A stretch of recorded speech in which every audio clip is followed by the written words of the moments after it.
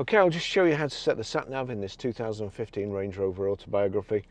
From any screen, this is the dual screen, so I have to be careful here because sometimes from these cameras you can't see anything. You can only see it from here because the passenger can see a separate screen to the driver. It's a real clever system, but we'll click on sat nav. That's it. It's showing sat nav on both, but if I click that, there you go.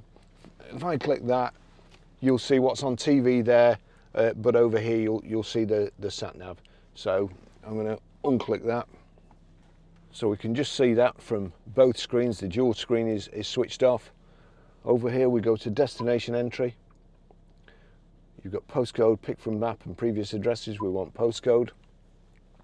We're Grosvenor Garage, Blackburn Road, High Walton, Preston. P R, it's defaulted to numbers, 5 4 E A, PR5 4EA. That's okay, so we click OK, and now we have to click go. The destination's nearby. Please check the map while we're on the forecourt. That's it.